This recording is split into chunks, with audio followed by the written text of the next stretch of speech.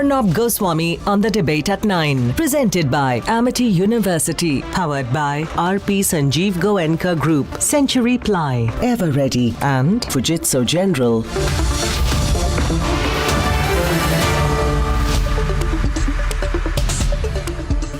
Good evening, ladies and gentlemen. It's day 34, and I would like to begin by saying, as the war hits a stalemate, we need to watch out for what will happen in Odessa. The battle for Odessa will determine the war for Ukraine.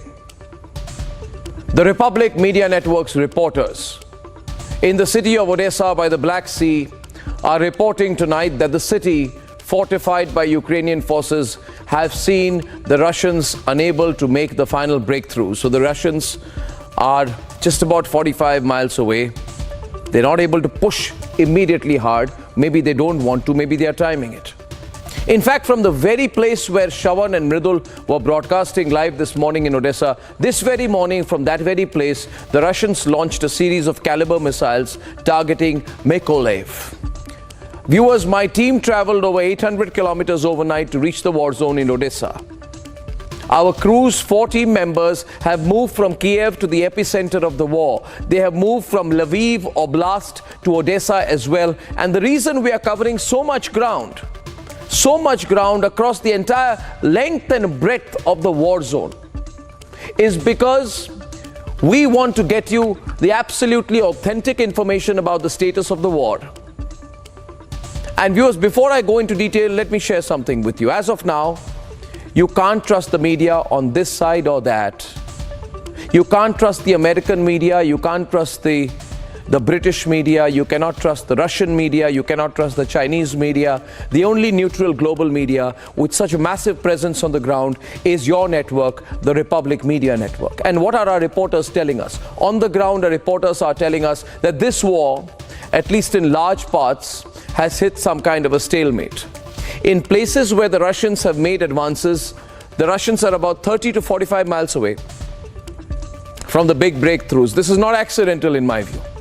I believe, ladies and gentlemen, the Russians have marked their position 30 to 45 kilometers away from big breakthroughs over cities, locations, places of strategic importance, because they are timing it for the final assault. And why is Odessa important? Odessa is important because if the Russians move 45 miles ahead and take Odessa, then the Russians will be cutting off Ukraine from the Black Sea. This is disaster for Zelensky. Ukraine's entire economic corridor will be cut off. 65% of Ukraine's imports and exports are coming from or via Odessa, which is also the naval headquarters of Ukraine. So if the Russians get Odessa, everything changes. Which is why our team is telling us from Odessa that the battle for Ukraine, the war for Ukraine, may end with the battle for Odessa. Now, link this to the timings. Putin is timing the negotiations to this. And my hunch is that Putin will really get talking after the Russians take Odessa. Which means that Zelensky and the West do not have too long to negotiate, which means the Russians have the upper hand. And that's why Russia is saying very clearly tonight, our focus is on the eastern side and the southern side. The idea is to break Ukraine into 2 parts and to redraw the map. So, broad analysis from me tonight, that whether you like it or not, Putin is really close to doing that. He has the edge. The West won't like it. He has a clear edge. And that's why he's saying, as I will pick up on debate number 1, he's saying to Zelensky, when he gets a letter from Zelensky, he says, I will thrash them. The talks are failing. Putin is positioning. He's close and pushing the nuclear threat again. Debate number 2 tonight. Ladies and gentlemen, debate number 2 this evening. Another attempt to create and divide and create some kind of communal strife after the hijab issue. Tipu Sultan is made an issue. And debate number 3 tonight, viewers. It's a packed show again. The political face-off between the BJP and the Aam Aadmi Party over Kashmir files. unending one. Really hot debate at 10:30, and here are the headlines. Here are the headlines this Tuesday evening on the debate tonight. No ceasefire, but Russia says it's ready to pull back in 2 cities. Talks have failed for now. Reports suggest Putin said he will thrash Ukraine after a letter handed by Zelensky through an aide. Russia repeats nuke warning, says we'll use warheads if there is an existential threat. We are perhaps the first Indian network to reach the port city of Odessa. Going where no news channel can in Ukraine, the Republic Media Network team is live from Odessa, Kiev, Lutsk, and also the talks venue in Istanbul. Hijab controversy comes to an end. Is there an attempt now to keep the communal fire burning with the Tipu Sultan plank in Karnataka? Hindustan शर्मसार हुई है क्योंकि अरविंद केजरीवाल जी का जो रवैया था, जो बर्ताव था, कश्मीर जिनोसाइड को लेकर, कश्मीरी हिंदुओं के ऊपर जो प्रताड़ना हुई थी आज से 32 साल पूर्व, ये रवैया सही नहीं था. And the political face-off on Kashmir files gets bigger. The BJP and the Aam Aadmi Party are locked in a big, bitter battle tonight.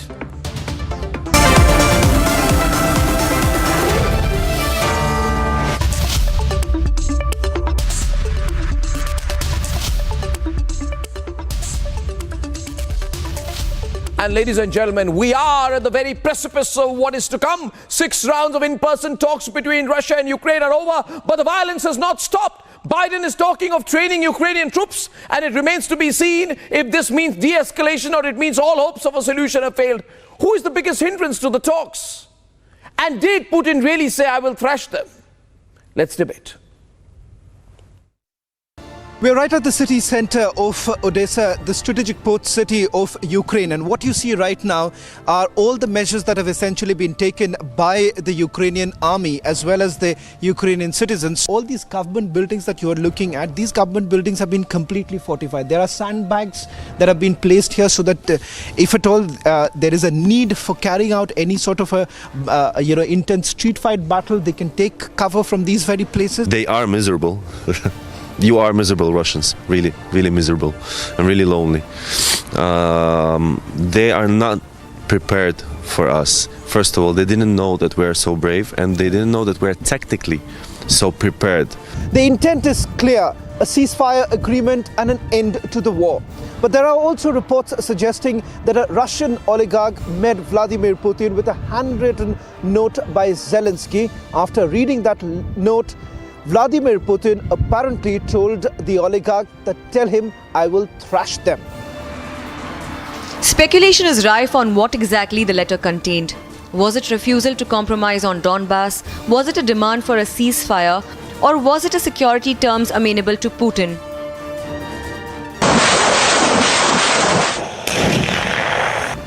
What is clear is that the war has entered day 34 and there is no sign of de-escalation from either side. Right now we're not far from the center, but there was also another shelling attack on the center of Donetsk. And all the residents say, of course, it came from Ukrainian-controlled territory, and it was an attack by Ukraine forces on the civilian population, as we keep seeing over and over again. There is no clarity on what Putin's end goal is. Он сказал, что он никогда не отказывался от встреч с президентом Зеленским. Единственное, что... Коллеги, у нас продолжаются консультации с украинской стороной. Вот сегодня с 9:30.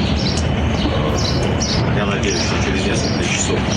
More than 90% of all of the buildings in Mariupol have been destroyed completely by shelling and bombs. But the Russian aviation continues to strike. They do not stop. They blow up even the shelters. The talks today did nothing to end the war. In fact, Russia has gone on to clearly state that there is no ceasefire. But is the hardening of the Russian position a direct result of the needling by the West? After all, there was double speak on training Ukrainian troops. It is an issue where collectively NATO is prepared to pull together both to enhance resilience, enhance defenses, and if necessary, use the appropriate tools to respond. Mr. President? You interpret the language that way. I was talking to the troops.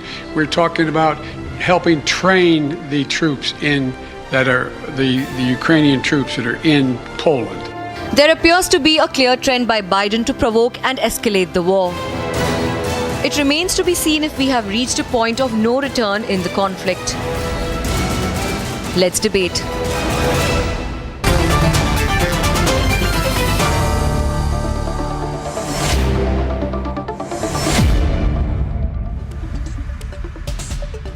Professor Thomas Schwartz, a distinguished professor of history and professor of political science and European studies at the Vanderbilt University, live from Nashville, Tennessee, USA. And we have with us Dr. Jonah Blank. Dr. Jonah Blank is research fellow at the National University of Singapore. And we've been with the RAND Corporation. He's a former US government official. And we have Richard Arnab, and he's a senior fellow in the International and Public Affairs and visiting professor of the practice of political science. He's joining us from Washington. Dr. Lada Rozilski is founder and managing partner of Black Trident Defense and Security Consulting Group, and she's joining us from Kiev. Janek Hernik is editor-in-chief of the Warsaw Institute. We have Tatiana Kukareva, who is deputy chief, as we all know, of the Sputnik websites. We have Glenn Deason, professor at the University of Southeastern Norway and editor at Russia in Global Affairs from Norway. Boris Volkonsky is associate professor of the Institute of African and Asian Studies at Moscow State University. And Ksenia Kondrativa is an independent journalist from St. Petersburg in Russia. And ladies and gentlemen, I just want to begin by telling you this, that among the only very few global channels to have a massive presence across Ukraine. In fact, I have 14 crew members on the ground. In the city of Odessa alone, we have 4 to 5 crew members reporting from the very place from where the Russians were firing missiles. So we have a large presence on the ground across Ukraine, especially we fortified our presence in and around the Black Sea region, because we believe Odessa is where there's going to be much of the action. And on this day, I want to begin by asking you, Tatiana. Tatiana, what is this when Putin says, and the story is that a letter from Zelensky is handed over to Putin via Roman Abramovich, and Putin says, tell him, referring to Zelensky, he says, tell him, I will thrash him. I will thrash them. Thrash them. What kind of declaration is this? A letter is sent by Zelensky, Putin receives it, and he says, tell him, I will thrash them. What kind of declaration is this, Tatiana?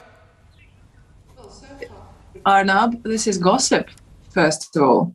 It's unconfirmed reports from one specific media, and until it is confirmed, there's only one way to describe it.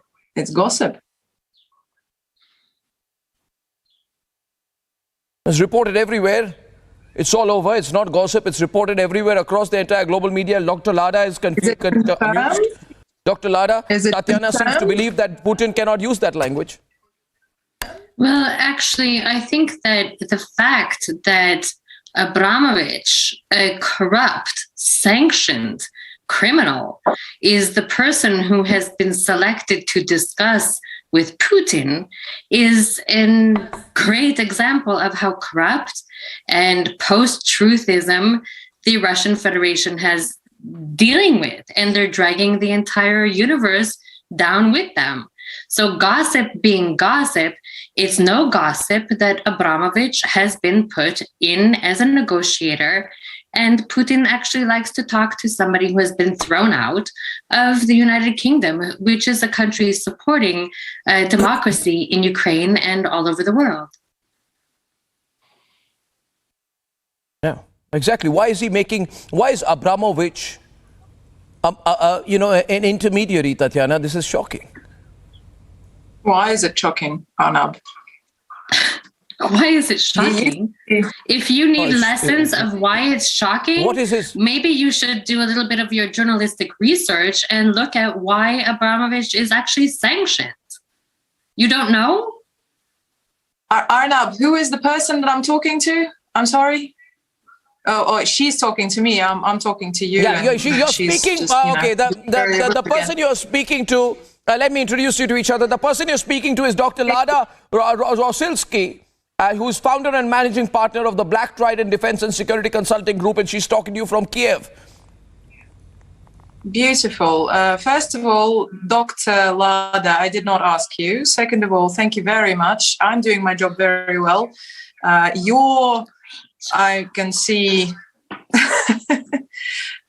well, you're in a city that's surrounded, so it's your job that's, questionable here. Look, why is not Roman Abramovich and Lada, I'm sure you know Russian language well enough. I'm pretty sure you know how his surname is pronounced. So let's at least stay civil if you can. I'm sorry, I don't know how to speak Russian. I don't speak Russian. That's so not so true. Don't make me a Russian speaker. That's adorable. So what are you doing in Kiev then? Thank you. I have a right to live in the country of my nation. What are you doing wherever you are with your Russian view? Come on, give us your Russian view. Let's debate your Russian view. I'm sure the whole world wants to hear your view. My view on what? Why is Roman Abramovich involved in the negotiations?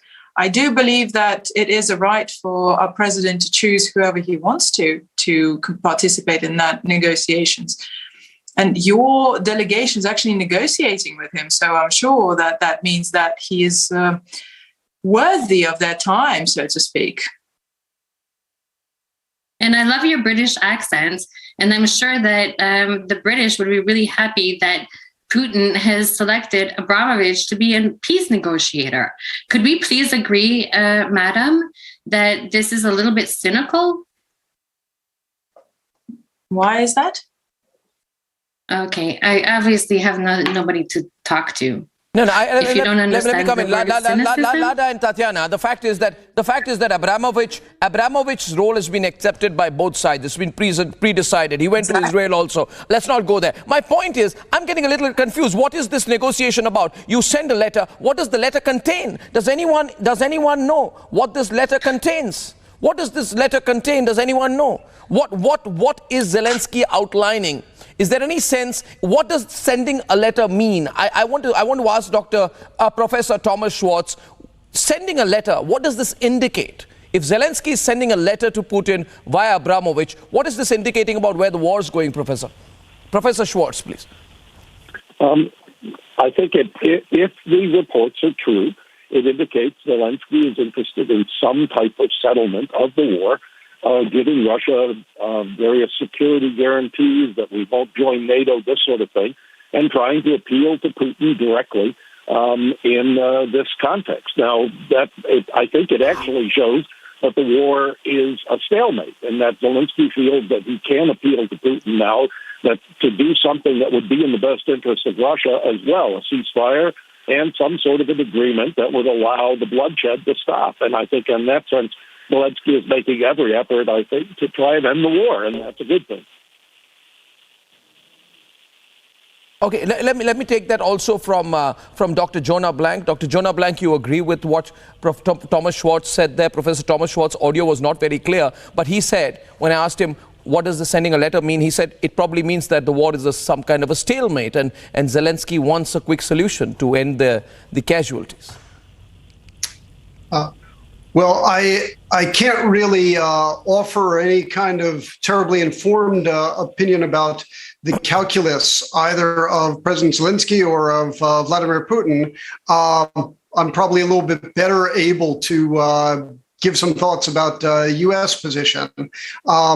My own sense, however, is that obviously President Zelensky wants to have a quick resolution to a war that would result in the invading force leaving his country. Okay, but if that is the case, Dr. Jonah Blank, what does not add up is that on the one side, Zelensky is wanting a quick end to the war, but on the other side, the American president is trying to push Putin over the edge. I mean, trying to escalate things. How do you add up these two things? Since you said you would like to comment on the American position, my own view is that America is sort of pushing Putin over the edge at this very point when Zelensky is sending a peace offering, which means Zelensky realizes he cannot carry on very much longer without either Ukraine breaking up or major casualties, which he cannot sustain. But then if that is the case, why is Biden sort of continuing to provoke? Well, I don't think that's an accurate read of what President Biden is doing. I think President Biden is very much trying to de-escalate. Now, that does not mean that it will have that effect.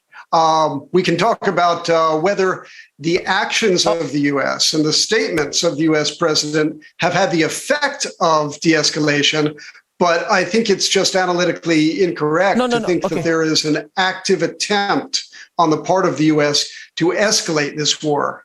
This war is not in the interests of the U.S. I think there is, I think very much there is, and I just want to tell you that today for the third time, Boris Volkonsky, Putin is pulling out the nuclear card. I mean, a foreign ministry spokesperson repeats the fact that if there is an existential threat, then we will use the nuclear weapon. What was the need to reiterate that?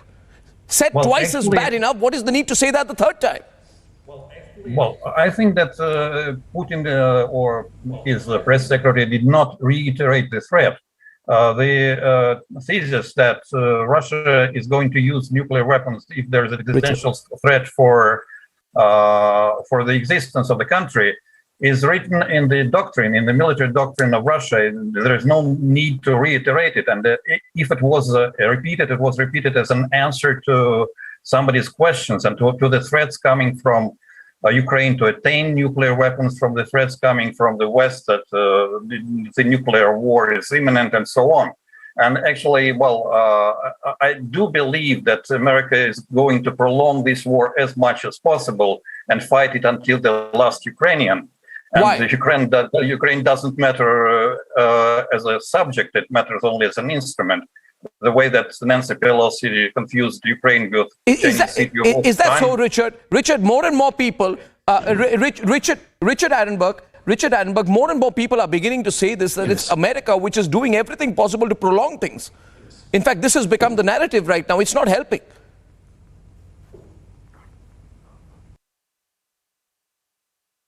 Well, I mean, I have to say that I think that's a misreading of the American position. I think that President Biden has worked very hard to walk the narrow line,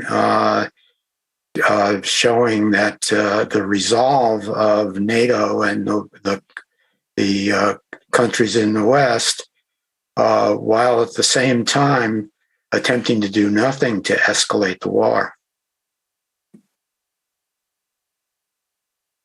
No, but okay, I take that to Professor Glenn Deason, who's with us from Norway. Professor Deason, Richard Arnab says that America has done absolutely nothing to escalate the war. Would you say that extending an invitation to Ukraine to the NATO summit scheduled on 6th and 7th is not a provocation right now? Well, yeah, obviously a provocation. I would say that the United States have great interest in extending this war, and I think it's not a very well hidden secret that the United States would like to create a quagmire for Russia in Ukraine to bleed the Russians slowly dry. And this has many other benefits for America. For example, it's been trying for years now to get the Europeans to show some more bloc loyalty and stop buying Russian gas. They're definitely doing this now. And the US is also trying now to extend this towards China, saying that China's helping Russia, trying to push the Europeans to take a harder line against China as well. Something hasn't been successful at yet. But definitely this is something that the United States is pushing. It's also something that's dividing the Europeans and Americans to some extent, because especially the French are getting more and more worried about this aggressive stance by the US. And this is largely because I guess we have to see Ukraine. It's become a proxy war between NATO and Russia. Yannick? No, so this debate is very interestingly poised out here. You know, some of my guests are beginning to say, no, America is not provoking anything. Senior, I just am of the view that the US president knows what he's talking about. That the US president, I know that he's better off with a written script, but he's not so bad without a written script either. He can't say, I didn't mean this. Every single day, every single morning, He says one thing, and every single evening, and I know you're getting amused by this, every single evening he says, I didn't mean this. Every single morning he says, Putin is a war criminal. Every single evening he comes and says, Senior, I didn't mean it. Right? And one morning he comes and says that, we've got to catch Putin by the collar and do a regime change. In the evening he says, Richard, he says, I never meant that. And then he says, my troops are going to Ukraine, The latest comment was that my troops are going to Ukraine. Young women and young people will be standing there. And he says, you're going to see when you're there. And in the evening he said, no, I didn't mean that American troops will be on the ground. This cannot be anything but deliberate confusion. He's deliberately creating the confusion. He knows this is a dangerous situation. The whole world seems to be on the very edge every day, Senior. Not worried about what is going to come out of Putin's mouth. Arnab. If that is not escalation, what is? Senior, you want to take that? Who wants to take that? Senior, yeah. Senior can take that. Then anyone can respond. The debate is open. Senior. Okay. I would like to respond. Yeah, let's respond. He's in a better position. Okay. I worked for Joe Biden for nearly a decade. He's in a better position, she says. Okay, Thomas. Look, I worked for Joe Biden for nearly a decade. I know him a lot better than anybody else in this program. No, that is not what he said, and that is not what he's trying to do. I'm sorry. It just isn't. Come on. He's not trying to get the United States into a proxy war in Ukraine. It's simply not true. Now, we can argue about whether he said this thing right, he said that thing right, but let's kind of stick to the facts here. That's just not the way it happened, and that's not what the United States is trying to do. Not the facts. Can you give those facts? I'm sticking to the facts, Tatiana. Tatiana, please. One second. Lada, please wait. Tatiana is responding after that. Yeah, Tatiana. Come on. From what it looks like, Joe Biden is doing one thing and one thing alone. He's facing midterm elections that he's going to lose. He's trying to salvage his precious career that is falling apart. 52% of Americans, and this is last week's poll, disagree and disapprove with his politics. His approval rating has sunk so low that it is beyond salvation. His number two is even lower, 39% in her case and 40% in the case of Joe Biden. He's trying desperately to distract Americans from the deep shit that their economy is in. If Joe Biden were concerned simply about the midterm elections, he would get out of this entire conflict right now because it is economically disastrous for America. The reason that he is doing it is because he feels this is the right move for America, for Europe, for Ukraine, and for the world. It is not a matter of personal political ambition. You don't believe that, do you? What is the reason that he's been, pumping money and weapons into Ukraine for the past 8 years then? Well, he hasn't been in office for the past 8 years. Until last year, we had a guy named Donald Trump who got impeached for specifically withholding military aid from Ukraine. Let's blame it on Trump. Let's do that. So the last year that he actually increased the military aid to Ukraine, that was also Trump's fault, wasn't it?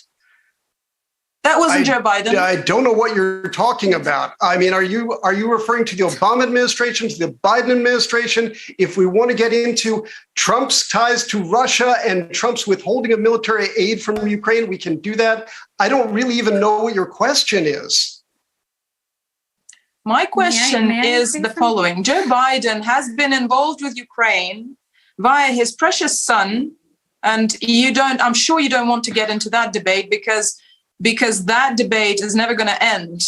The lovely woman in Kiev who is I Googled her, she's kind of always quoted as the American expert, which is part of the problem and the propaganda campaign within Kiev, unfortunately. Joe Biden has been involved in Ukraine since the Obama administration. Can you argue with that? With facts, please, not just saying that, oh no, May I say something, please, very important? Because right now we're supposed to be having a very serious discussion People are dying, and we're talking about we're having a politics serious and discussion. creating this East-West NATO, and now we have this Russian view that is promoting discourse and separatist feelings in America. Let's look at this war as an opportunity to create a new global order. And India has a very, very key role to play in this. India defense industry is 52 to 56% dependent on Russia. So yes, it's 1/3 cheaper than dealing with Western defense industries. But the long-term ramifications are going to be much, much more expensive for India. If we already Lada, see you're changing what, the subject. I am on a... Well, yes. Lada, we'll come to India later. I don't know why every debate... I just don't understand anymore why every single debate... No, 1 minute. Just one minute. Every single debate... between Russia and the USA cannot end up being a debate on India. Please understand, this is your war, your problem, you're fighting it out. We are looking out for ourselves. I am asking the Americans here tonight. And Thomas Schwartz was shaking his head so vigorously while... 140 countries of the United Nations have signed a resolution which identifies Russia as an aggressor. 140. NATO is a tiny little bit. Lada, what are we debating here? Lada, 1 minute. Lada, what are we debating here? What are we debating? Ukraine has already said... Ukraine has said that we... I'll tell you what we are debating. Good question. Can I try to answer my own question rhetorically? I don't know what we are debating here because Ukraine has said we want to be neutral. America has said, no, you're not going to be neutral. Every morning, Zelensky gets up in the morning and he gives an interview or he gives a speech. Every day he's speaking at some parliament virtually. And he says, I am going to be neutral.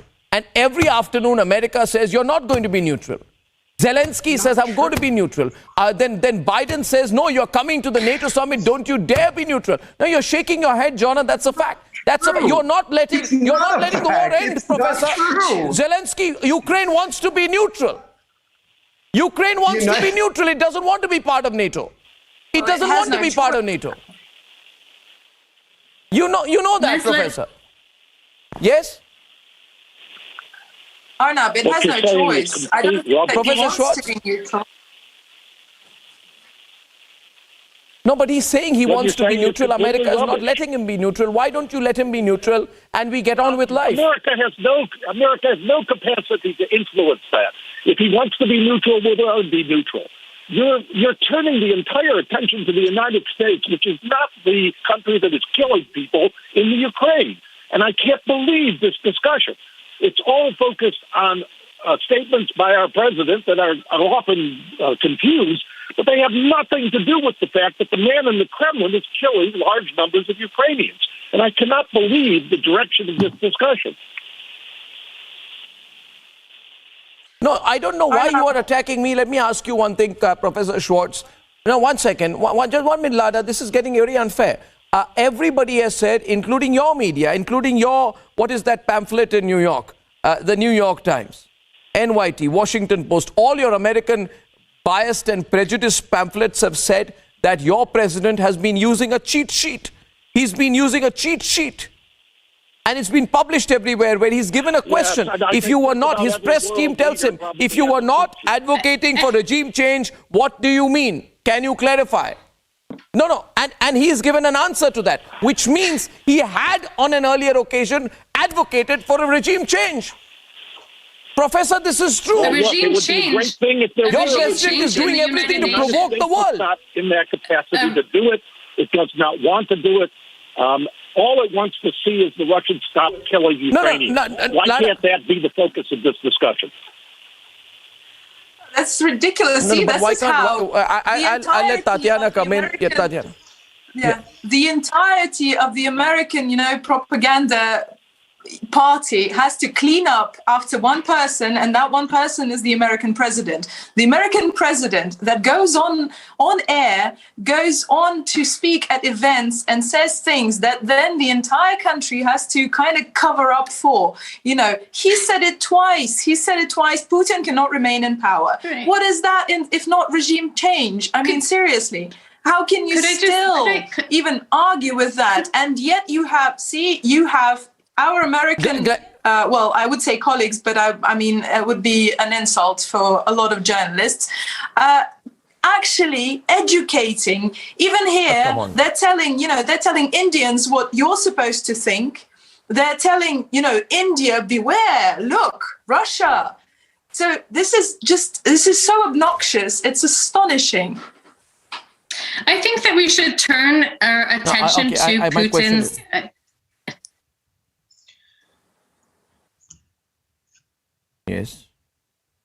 Yes, Lada, tell me. To Putin's what? I think that we should turn our attention to Putin's very disturbing speech about how he would like to spit out Russian citizens who live abroad and take advantage of the Western wealth and adapt that Western mentality and Western lifestyle and speak with Western accents.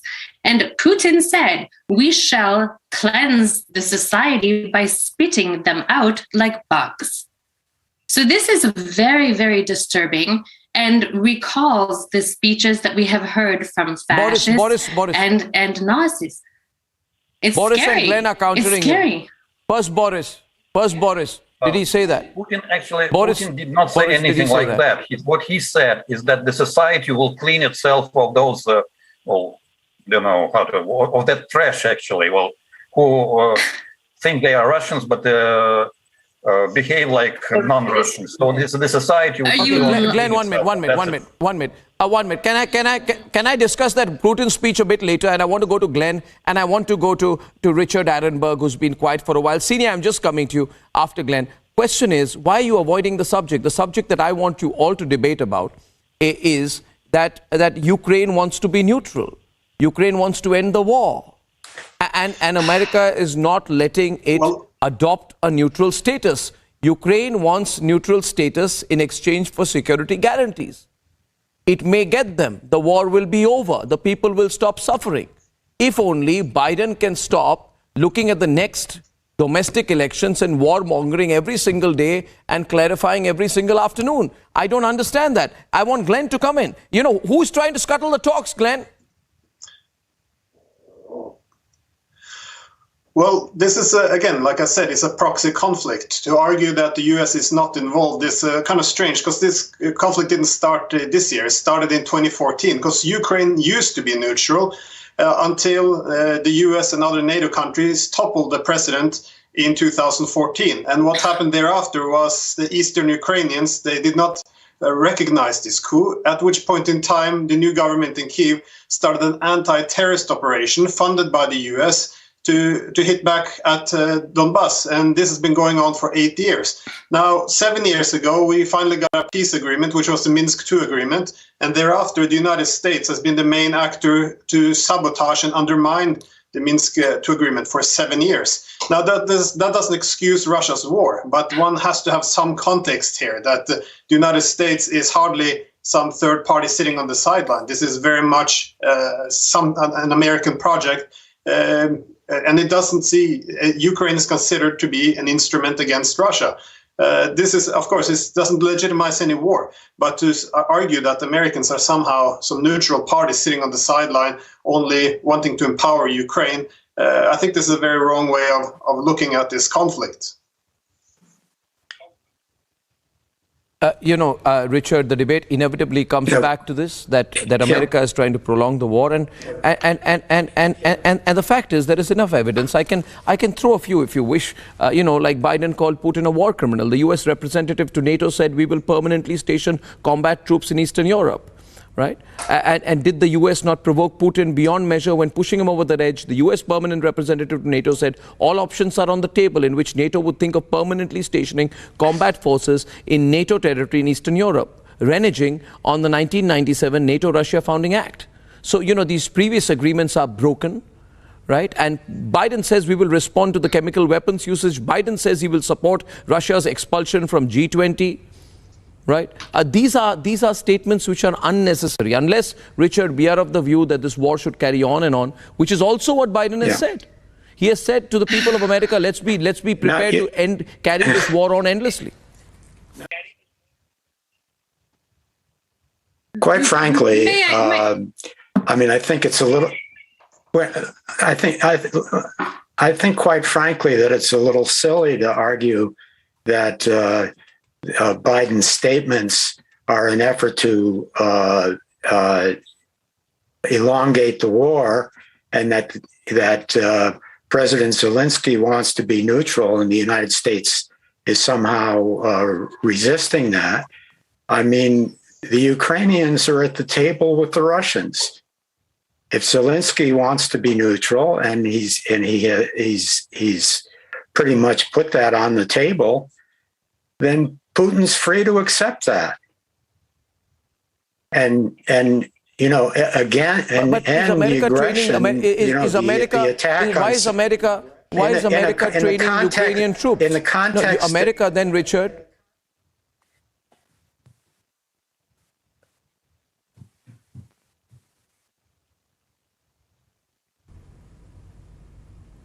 Sorry, I was just saying that America needs to come clean on how involved it is in the war, whether it is involved in training the troops on the ground. Joe Biden admitted to it, Richard. Joe Biden admitted to it. How can America deny training Ukrainians when the US said we are talking about helping train the troops that are, the Ukrainian troops that are in Poland? So the US has got directly involved. Richard. Can I take that, Arnab? Yeah, but look, all of this is in the context of a war in which the Russians attacked a neighboring country and are directly attacking civilians. No. Really in violation of international law. Richard, with due apologies, let me just cut the chase here and tell you what is appearing to me. I'm sorry I'm interviewing. What is appearing to all of us is that the reason why Biden is having to make so many clarifications is because he speaks the truth in the morning. He speaks the truth in the morning. He admits that we are training troops, we are involved in the war, we are directly participating in the war. And in the afternoon, he's given cheat sheets by his press secretary to go and deny these things. I mean, the White House spokesperson admitted training troops on the ground. Senior, that White House, there are reports of the CIA training Ukrainian troops. It has never been a big secret anyway. So American involvement is very much in focus. Senior, yes, Senior. Okay, why don't we focus on Senior, please, Senior's turn. Senior's turn. Dr. Lada, Senior's turn. See, as a journalist, I wouldn't like to discuss what Joe Biden says or doesn't say, but there are all the reasons for US to be interested in this conflict, to continue and just get prolonged. And the reasons are very simple. One is political. US wants Russia to be. See, Russia has become too big, too uncomfortable for the West. And since 2014 and even a bit earlier, the West was doing everything to reduce its might economically, politically. So that's one part. Second, with all the sanctions that US and European Union has placed on Russia, US is winning. Defense, oil and gas, see how US is now insisting on selling its arms or oil and gas to India, and prevents India from buying from Russia. So there are all the economical and political reasons for US to keep this conflict going and going. With the Joe Biden statements or without, even if the president changes in US, I see the approach to Ukrainian conflict may not change. And this is, I agree. Dr. Jonah, it's not us. Yes, Dr. Lada. Yes, Dr. Lada. You wanted to respond. Yes. I agree with the partial statements of the colleague in St. Petersburg. And this is one of the reasons why I call again, pay attention. We had the Doha conference 2 days ago. And Qatar this is a world that we live in together. And keeping this like East, West, and Russia and America, come on, guys, we're living on one planet. And we can talk about neutrality, but how do you define neutrality? Ukraine was neutral in 2014 when Russia attacked Ukraine. So how are we going to deal with this as intellectuals, as wise people, and unite to show our children and grandchildren that we learned lessons from World War I and II? That's the question. And what is neutrality? When good men do nothing, this is not being neutral, is it?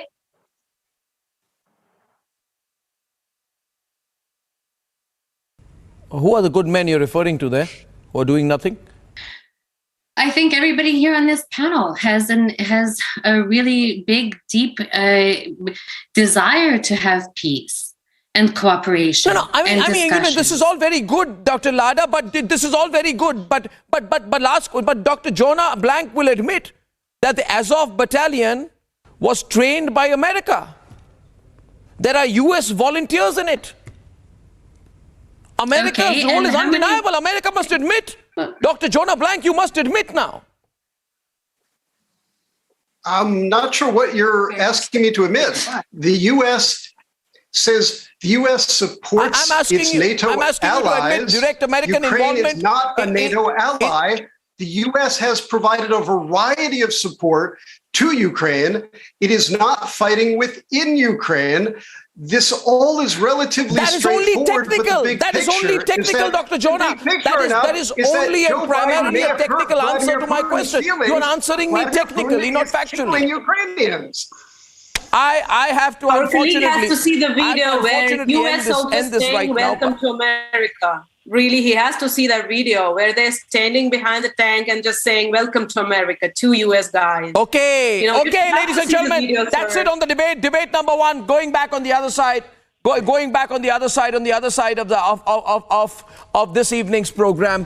After the hijab row, ladies and gentlemen, after the hijab row, you have a row right now, a big political fight that has erupted over Tipu Sultan in Karnataka. Is there a need for that? And is that all happening in the run-up to the Karnataka elections next year? On the other side, please don't go away.